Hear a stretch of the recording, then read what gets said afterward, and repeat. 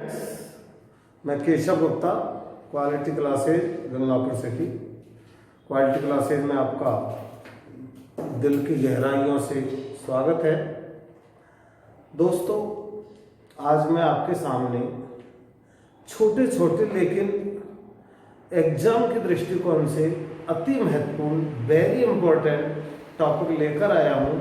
दोस्तों, 3 टॉपिक है जो आप हर जगह पर, हर गाइड में, हर वीडियो में या प्रत्येक ऑफलाइन क्लासेज में नहीं पढ़ते, लेकिन दोस्तों उनमें से एक न एक क्वेश्चन निश्चित आता है।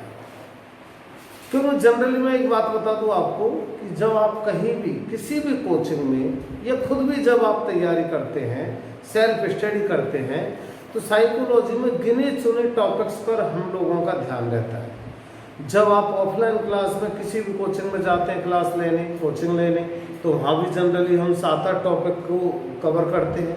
जैसे मनोविज्ञान क्या है, विकास क्या है, अधिगम क्या है, बुद्धि क्या है, व्यक्तित्व क्या है, समायोजन क्या है, विभिन्न प्रकार के बालक क्या हैं और RTE 2009। ये कुछ सेलेक्टेड टॉपिक हैं जिनको आप लोग कवर करते हैं या साइकोलॉजी का प्रत्येक टीचर इन्हीं टॉपिक पर फोकस रखता है। लेकिन दोस्तों, आजकल इन टॉपिक्स के अलावा सिलेबस में कुछ छोटे छोटे टॉपिक भी हैं जिनमें से क्वेश्चन आने लगे हैं, और उन्हीं टॉपिक को निकाल करके मैं आपके सामने दोस्तों आज लाया हूँ। और वो टॉपिक को मैं छोटे छोटे वीडियो में 3 पार्ट्स में, क्योंकि 3 टॉपिक हैं तो 3 ही पार्ट्स में दूंगा आपके लिए, 3 ही वीडियो में उनको कवर करवाऊंगा उसमें, क्योंकि ये थोड़े हटकर है टॉपिक जिनको आप जनरल नहीं पढ़ते। तो मैंने ये सोचा है कि एक ही वीडियो में इनको कवर ना कराकर मैं अलग अलग टॉपिक वाइज वीडियो इनके दूँ, ताकि एक एक शब्द को, प्रत्येक कंसेप्ट को आपको समझा सके। ठीक है दोस्तों, तो वो 3 टॉपिक्स कौन कौन से हैं? वो है एक अभिक्षमता, है ना, एप्टीट्यूड, और एक आएगा इसके बाद जो आज नहीं है वो अगले वीडियो में आएगा, अभिरुचि, अभिरुचि इंटरेस्ट, और एक और आएगा अभिवृत्ति, अभिवृत्ति एटीट्यूड। तो 3 टॉपिक्स हैं ये, अभिक्षमता एप्टीट्यूड, अभिरुचि इंटरेस्ट और अभिवृत्ति एटीट्यूड। ठीक है दोस्तों, तो इन तीनों में से आज जो मैं टॉपिक लेकर आया हूं वो है अभिक्षमता, एप्टीट्यूड। अब हम बात करते हैं कि अभिक्षमता क्या है, किसे कहते हैं अभिक्षमता। ठीक है दोस्तों, तो देखो, पहले मैंने एक छोटा सा बहुत ही सरल शब्दों में अर्थ लिख दिया है इसका, इसी को आप समझ लेना अच्छे से, मैं समझाऊंगा और आपको अभिक्षमता कभी आप ना भूलेंगे और यहीं से आपके क्वेश्चन आते हैं, है ना। तो देखो क्या लिखा मैंने, किसी विशेष क्षेत्र की विशेष योग्यता या कौशल, किसी विशेष क्षेत्र की विशेष योग्यता या कौशल विकसित करने की क्षमता ही अभिक्षमता है, जिसे व्यक्ति प्रशिक्षण द्वारा प्राप्त करता है। सब कुछ लिख दिया इस छोटे से अर्थ में मैंने। 2 बातें हैं इसमें बस। क्या है वो? कि विशेष क्षेत्र की विशेष योग्यता का नाम ही, योग्यता या ज्ञान या कौशल का नाम ही अभिक्षमता है ना। जैसे अब मैं बताऊंगा, एक उदाहरण मैं दे रहा हूं कि क्लास में कई स्टूडेंट्स होते हैं, बुद्धिमान भी होते हैं, सृजनशील भी होते हैं, पिछड़े भी होते हैं, सभी तरह के होते हैं। अब जो बालक बुद्धिमान है, हो सकता है वो बालक अध्ययन में, पढ़ाई में तो बुद्धिमान है, प्रतिभाशाली है ना, लेकिन दूसरे क्षेत्र में वो पीछे है। जैसे कि पढ़ाई में तो अच्छे अंक लाता है, लेकिन संगीत में वो पीछे है, खेल में वो पीछे है। दूसरी बात कि पढ़ाई में भी मैथमेटिक्स में तो बहुत ही इंटेलिजेंट है, बुद्धिमान है, लेकिन अंग्रेजी में वो पीछे है।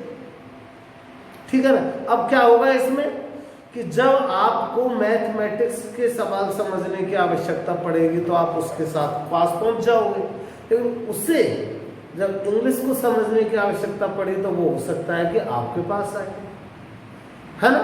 आप जब कोई चीज समझनी है तो उसके पास जाए, लेकिन आप चूंकि संगीत में विशेषज्ञ हैं तो वो संगीत समझने के लिए आपके पास आए।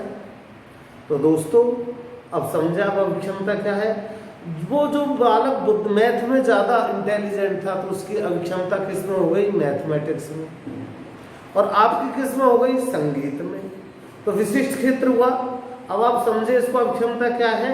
मैंने यही लिखा है कि विशेष क्षेत्र कोई सा भी हो सकता है, कोई पढ़ाई हो सकती है, पढ़ाई में कोई विषय हो सकता है, संगीत हो सकता है, लिपिकीय कार्य हो सकता है, आंकिक कार्य हो सकता है, खेल हो सकता है, सामाजिक कार्य हो सकता है, कोई भी कार्य हो सकता है।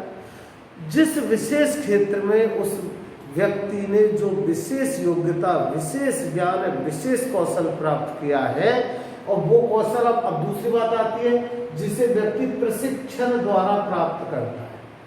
क्योंकि विशिष्टता मतलब उसका कमांड कैसे प्राप्त होगा, उसे प्रशिक्षण के द्वारा प्राप्त होगा, है ना। प्रशिक्षण मतलब अभ्यास के द्वारा प्राप्त होगा। तो दोस्तों यही प्रशिक्षण के द्वारा हम जो किसी विशेष क्षेत्र में एक विशेष कौशल या विशेष योग्यता प्राप्त करते हैं, उसी विशेष योग्यता का नाम क्या है, अभिक्षमता। ठीक है, क्लियर हुआ आपको, है ना। और आगे देखें, एक बात और याद रखना, इसी में बस 2 पॉइंट मैं आपके सामने लाया हूं, 2 पॉइंट से पूरी अभिक्षमता आपकी क्लियर हो जाएगी। सबसे इंपॉर्टेंट बात तो ये है कि अभिक्षमता का आप अर्थ समझ कर रखें, क्योंकि आज तो आपके अभिक्षमता समझ में आ रहा है, लेकिन जब मैं आपको अभिरुचि और अभिवृत्ति पढ़ाऊंगा तो तीनों लगभग एक जैसे मिलेंगे, थोड़ा थोड़ा सा बारीक अंतर है, उसमें आपको थोड़ी दिक्कत आएगी। क्या करें हम, अभिरुचि, अभिक्षमता, अभिवृत्ति, है ना। तो याद रखना, अभिक्षमता तो विशेष क्षेत्र का कौशल या विशेष क्षेत्र की योग्यता का नाम है। उदाहरण मैंने दे दिया आपको, है ना, कि किसी की संगीत में रुचि है तो संगीत में अभिक्षमता, किसी की गणितीय कार्य में रुचि है तो गणित में अभिक्षमता, किसी की अंग्रेजी में रुचि, अंग्रेजी में अभिक्षमता, है ना। ये अभिक्षमता है। अब दूसरी बात, अभिक्षमता का एक पॉइंट और याद रखना, वो क्या है, एक शब्द आएगा कि अभिक्षमता से पूर्वानुमान लगाना आसान हो जाता है, आसान हो जाता है। ये भी इंपॉर्टेंट बात है। क्या है ये, क्या कह रहा है, अभिक्षमता मतलब किसी बालक की अभिक्षमता का हमें पता है। मैं एक उदाहरण ले लें, मैं एक शिक्षक हूं और मेरी क्लास के किसी एक छात्र की किसी एक अभिक्षमता का मुझे पता है कि इस छात्र इस क्षेत्र में अभिक्षमता ये है, तो मैं पूर्व अनुमान पहले से ही अनुमान लगा लूंगा कि भविष्य में ये बालक इस प्रकार की उपलब्धि प्राप्त कर सकेगा। समझे आप। तो आगे क्या लिख दें, अभिक्षमता से पूर्वानुमान लगाना आसान हो जाता है, जिससे शिक्षक किसी छात्र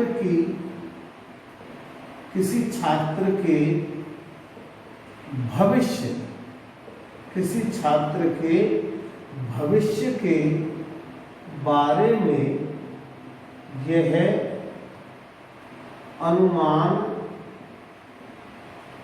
लगा सकता है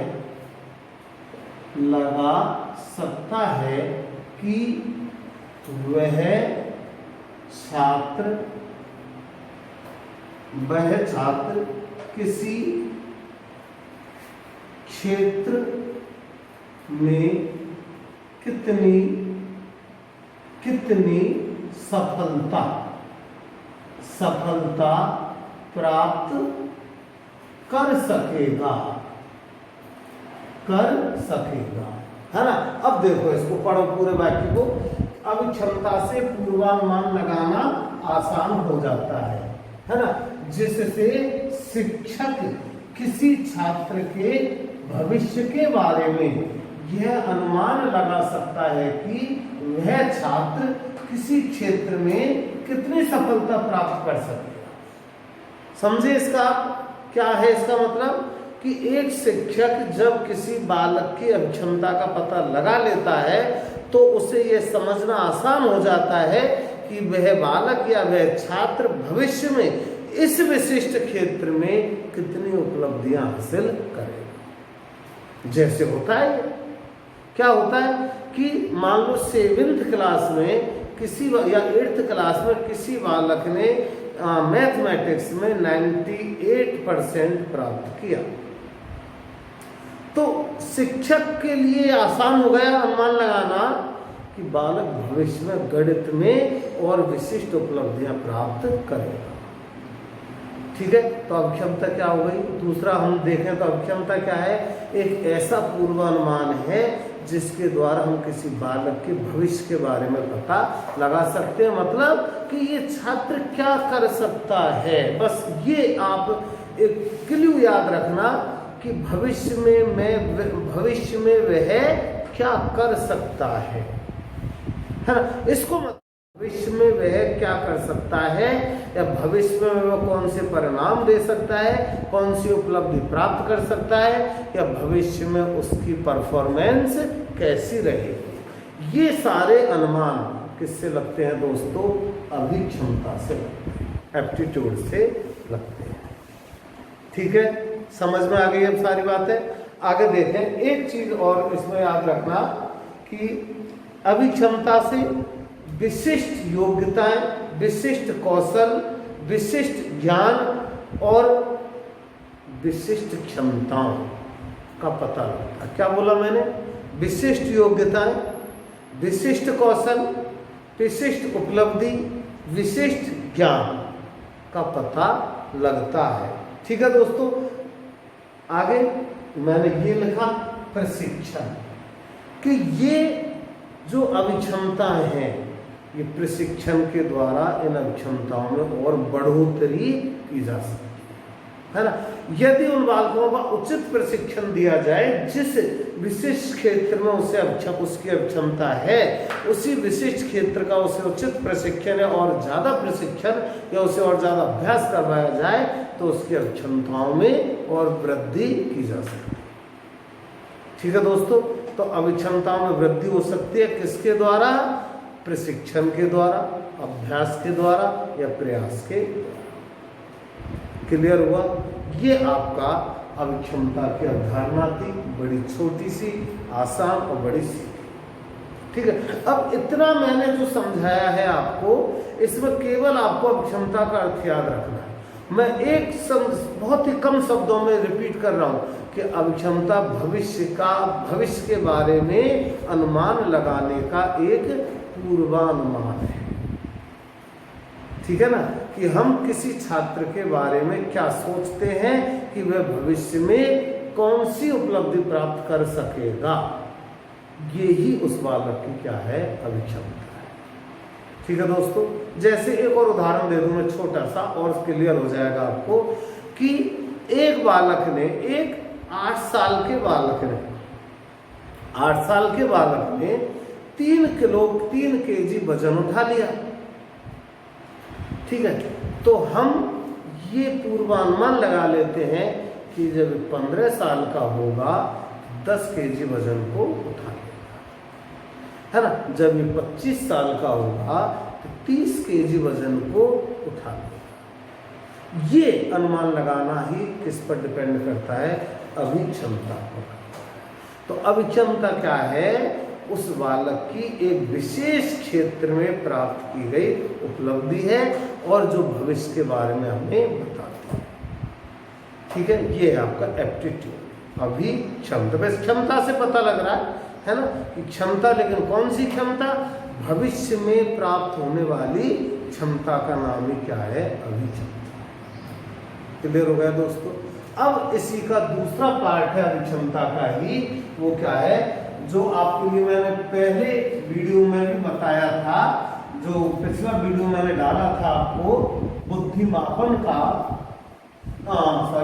सृजनात्मकता के मापन का, उसी में मैंने बता दिया कि हर क्षमता का मापन होता है, परीक्षण होता है, तो अभिक्षमता का भी मापन होता है ना? तो अब इसी का है दूसरा टॉपिक, अभिक्षमता का मापन।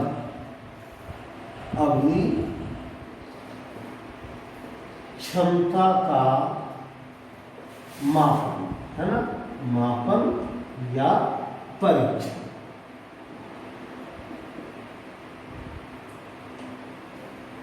ठीक है, अभिक्षमता का मापन दोस्तों इंपॉर्टेंट है। मापन, तो मापन शब्द आ गया, इसका मतलब इंपॉर्टेंस ही उसकी बढ़ गई, क्योंकि एक क्वेश्चन आपका श्योर निश्चित, मैं रोजाना एक बात बता रहा हूं, विद चैलेंज एक बात बता रहा हूं कि एक क्वेश्चन मापन में से जरूर आता है और आएगा, वो चाहे अधिगम के मापन में से आ जाए, बुद्धि मापन में से आ जाए, व्यक्तित्व मापन में से आ जाए, सृजनशीलता मापन में से आ जाए, अभिक्षमता मापन, अभिरुचि मापन या अभिव्यक्ति मापन, निश्चित रूप से आएगा एक क्वेश्चन। जैसे पिछली बार आया आपके रीट में आया, रीट लेवल फर्स्ट में एक क्वेश्चन आया था, कुडर परीक्षण। याद करो आप, आया था एक क्वेश्चन कुडर परीक्षण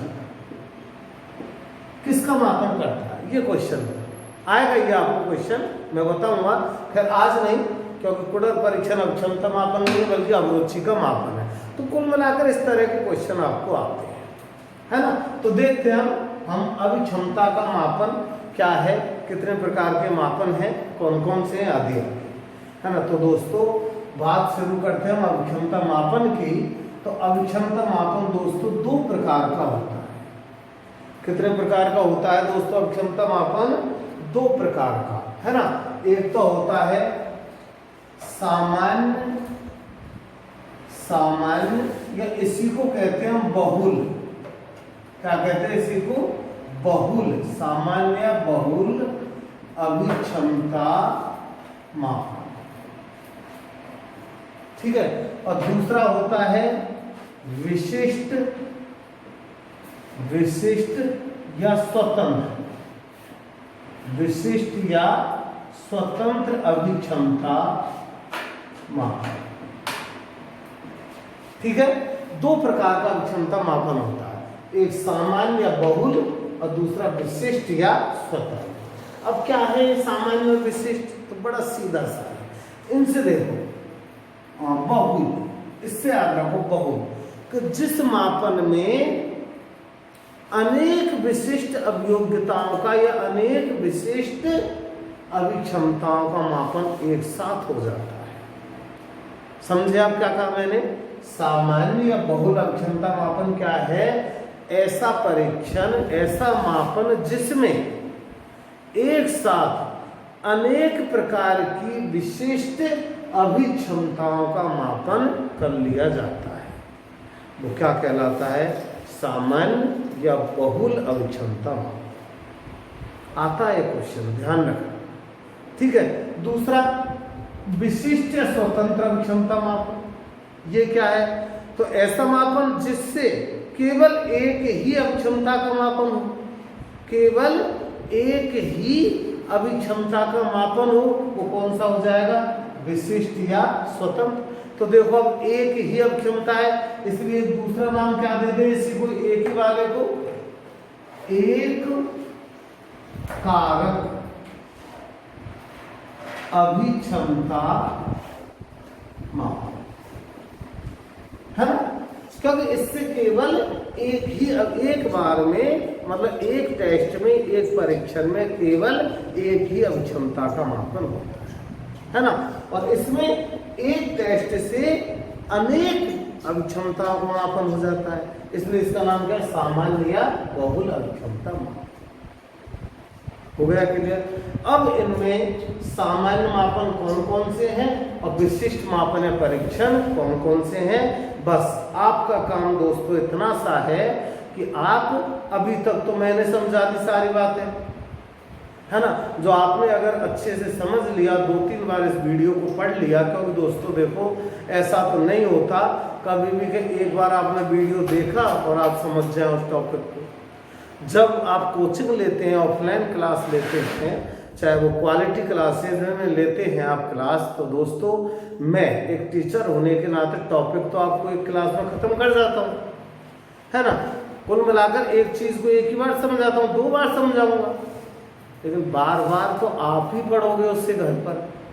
1 बार पढ़ेंगे, 2 बार पढ़ेंगे, 3 बार पढ़ेंगे, क्योंकि आप तो साइकोलॉजी पढ़ रहे हैं, वो भी मेरे द्वारा पढ़ रहे हैं, केशव गुप्ता के द्वारा पढ़ रहे हैं। और मैं तो हर बार इस बात को कहता हूँ, मैं क्या, साइकोलॉजी इस बात को कहती है कि एक चीज़ को कम से कम 3 बार तो पढ़ना ही चाहिए, तब जाकर के वो चीज़ हमारे समझ में आती है और हमें वो याद होती है। ये साइकोलॉजी का तथ्य फैक्ट है ये कि एक चीज़ को एक ही, चाहे हम एक अक्षर पढ़ रहे हैं, उससे हम 3 बार हमें पढ़ना चाहिए, तब जाकर के वो हमारी मेमोरी में जाता है और तब जाकर के हम उसे समझ पाते हैं। तो दोस्तों ऐसा ना सोचें कि वीडियो एक बार सुन लिया, PDF एक बार पढ़ लिया और हमारी तैयारी हो गई। कई बार पढ़ना पड़ेगा, है ना, 2 बार 3 बार, तब जाकर के समझना, है ना। तो अब देखते हैं, तो मैं बता रहा था कि यहाँ तक का काम तो मैंने कर दिया, अब आगे का काम आपका है। तो आगे मैं टेस्ट के नाम बताऊंगा और क्वेश्चन आपका वहीं से आता है। कोई टेस्ट दे देंगे वो क्वेश्चन में और आपसे पूछेंगे किस प्रकार का मापन है, बस इतना सा पूछते, या फिर ये टेस्ट दे दिया, पूछ लिया ये किसका मापन करता है। तो आज मैं आपके सामने एक टेबल बना रहा हूँ यहाँ पर, अभिक्षमता के विभिन्न मापनों का प्रकार, है ना, तो कौन कौन से प्रकार हैं जो अभिक्षमता का मापन करते हैं। तो पहली बात तो अभिक्षमता मापन कितने प्रकार के हैं, 2 प्रकार के। कौन कौन से हैं, सामान्य और विशिष्ट, है ना। अब सामान्य अभिक्षमता मापन कौन कौन से टेस्ट हैं, और ये ही ज्यादा इंपॉर्टेंट है दोस्तों, है ना, क्योंकि हम एक बार में अनेक अभिक्षमताओं को मापन कर सकें, ऐसा टेस्ट क्या कहलाता है, सामान्य। तो ये ही आपको ज्यादा याद रखना है ना, इनको मत भूलना, इनमें से क्वेश्चन आ जाते हैं। ठीक है दोस्तों, तो देखते कौन कौन से हैं वो 3 इंपॉर्टेंट टेस्ट हैं, है ना। कौन कौन से, एक तो DAT, टेस्ट का नाम, फुल फॉर्म अभी बताऊंगा, है ना, DAT। दूसरा है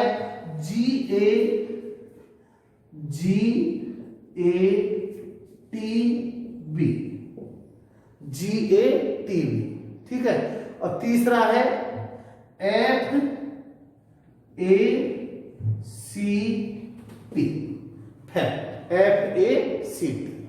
3 टेस्ट है, तीनों के नाम, ये तीनों नाम है दोस्तों टेस्ट के, परीक्षण के, कौन सा परीक्षण, कौन सा प्रकार है, सामान्य या बहुमूल्य।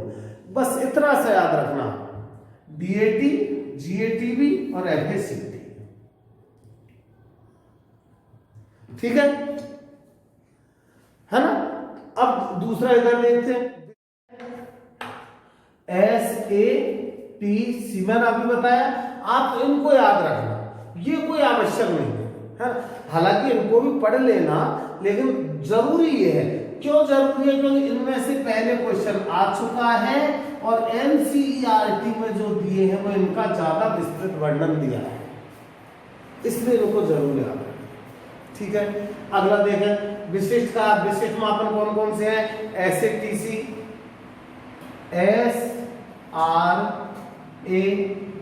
SRA, फिर एक ये याद रख लेना, DRAKE, DRAKE, क्या नाम है ये, ड्रैक परीक्षण, ड्रैक परीक्षण। ये दोस्तों नेट में आ चुका है क्वेश्चन, ड्रैक परीक्षण, है ना। ड्रैक परीक्षण कौन सी क्षमता का मापन करता है, तो दोस्तों आपको क्लियर हुआ, ड्रैक परीक्षण किसका मापन करता है, अभिक्षमता का मापन करता है। तो ऐसे क्वेश्चन याद रखते हैं, और ज्यादा आपसे नहीं पूछेंगे वो, फुल फॉर्म क्या है ये नहीं पूछते, हालांकि मैंने आपको फुल फॉर्म दी है लिख करके, आप पढ़ लेना, लेकिन आप इतना याद रखना डीएटी क्या है, कैसा परीक्षण है, किसका परीक्षण करता है ना, जीएटीवी क्या है, किसका परीक्षण करता है, फैक्ट क्या है, एफएसीटी क्या है, किसका परीक्षण करता है। इस तरह से आपको याद रखना है ना, तो सीधे सीधे से बस याद कर लो, रट लो इनको, डीएटी, जीएटीवी, एफएसीटी कैसे परीक्षण है, सामान्य या बहुल परीक्षण, किसका मापन करते हैं, अभिक्षमता का मापन, कैसे याद कर लो, ठीक है। तो देखो एसएटीसी हो गया, एसआर हो गया, ड्रैग परीक्षण हो गया, और एक और है डेट्रॉइट, DETROIT, डेट्रॉइट, क्या नाम है इसका, डेट्रॉइट, है ना, डेट्रॉइट परीक्षण, ठीक है। ये कैसे परीक्षण है, विशिष्ट परीक्षण, स्वतंत्र परीक्षण, इनसे केवल एक ही प्रकार की अभिक्षमता का मापन होता है, और इधर डीएटी, जीएटीवी, एफएसीटी, इनसे एक ही बार में अनेक प्रकार की अभिक्षमताओं का मापन हो जाता है, ठीक है दोस्तों। ये कुछ विशिष्ट ये प्रकार हैं, इनको आप याद रखना, बड़ी मेहनत से मैं समय निकाल करके इनको लाया हूँ, इनको अच्छे से याद रखना दोस्तों, और इनको ज़्यादा याद रखना, है ना। अब मैं एक परीक्षण के बारे में आपको थोड़ा सा बता दूं, ताकि आप समझ जाए कि किस प्रकार इनका परीक्षण होता है, कैसे क्वेश्चन आते हैं। तो सबसे इम्पोर्टेंट, ध्यान रखना मैं इम्पोर्टेंट शब्द बोल रहा हूँ, है ना, नोट कर लेना इस बात को। एक टेस्ट जो लिख रहा हूं मैं, DAT, very very important test है ये। इस पर आपसे कुछ अंदर से भी क्वेश्चन पूछ लेते हैं। DAT है ना, कैसा परीक्षण है, सामान्य अभिक्षमता परीक्षण है ना, हो गया ना, सामान्य है ना, डीएटी सामान्य अभिक्षमता परीक्षण है, ठीक है। दूसरा, अब डीएटी की फुल फॉर्म क्या है, ये विशिष्ट याद रखना है ना। तो देखो डी से क्या बना, डिफरेंट, डी से क्या बना, डिफरेंट, ए से एप्टीट्यूड, टी से टेस्ट, है ना, डिफरेंट एप्टीट्यूड टेस्ट, ठीक है दोस्तों। हिंदी याद रखना, विभेदक, ये आ गया ना, ये शब्द आ गया तो सही बता रहा हूं, मजा आ जाएगा, है ना, क्योंकि ये शब्द आ गया तो जनरल स्टूडेंट इसको नहीं कर पाएंगे, है ना। विभेदक अभिक्षमता परीक्षण। अब आपसे यही क्वेश्चन पूछ रहे हैं कि विभेदक अभिक्षमता परीक्षण किस प्रकार का परीक्षण है, तो उत्तर आ गया आपका सामान्य अभिक्षमता परीक्षण, ठीक है ना। फिर आगे देखें कि विभेदक अभिक्षमता परीक्षण से फिर बहुत क्वेश्चन बनते हैं कि कितनी, कौन सी क्लास के बालक का मापन होता है इससे। तो दोस्तों याद रखना, कक्षा 8, है ना, तो कक्षा 8 की क्लास के लिए टेस्ट बनाया गया है, कौन सा, डीएटी। फिर महत्वपूर्ण क्वेश्चन इसमें बनता है कि डीएटी से कितनी अभिक्षमताओं का मापन होता है, क्योंकि ये तो आप समझ गए अब कि डीएटी सामान्य परीक्षण है, और सामान्य परीक्षण से हम एक साथ कई अभिक्षमताओं का मापन कर सकते हैं। तो अब क्वेश्चन पूछ लिया कि डीएटी से कितनी अभिक्षमताओं का मापन कर सकते हैं, तो दोस्तों सीधा याद रखना, क्लास 8 है तो कितनी अभिक्षमताओं का मापन, अभिक्षमताएं कितनी, 8। हालांकि तरीका है याद करने का, है ना, ऐसा मत सोच लेना कि जो सी क्लास है उतनी अभिक्षमता, नहीं, मैंने तो बता दिया आपको कि ऐसे याद रख सकते हो कि कौन सी क्लास के लिए, कक्षा 8 के लिए, और कितनी अभिक्षमताओं का मापन हो रहा है, 8 अभिक्षमताओं का मापन हो रहा है, ठीक है ना। अब वो 8 अभिक्षमता कौन कौन सी है वो आपको मैं यहाँ लिख दूंगा, आपके पीडीएफ में ये लिखा हुआ है। जैसे 8 अक्षमताएं इसमें, जो आपने पहले भी वो अक्षमता पढ़ रखी है सभी, जैसे शाब्दिक, है ना, आंकित, अमूर्त, दैशिक, लिपिकीय, है ना, लिपिकीय, ये ऐसी कितनी क्षमताएं? 8। फिर वर्तनी, भाषा, है ना, वर्तनी भाषा, और एक और है इसमें यांत्रिक, बस सीधी सीधी से 8 शब्द, शाब्दिक, आंकिक, अमूर्त, दैशिक, लिपिकीय, वर्तनी, भाषा और यांत्रिक। ये 8 अभिक्षमताओं का मापन हम डीएटी के द्वारा करते हैं।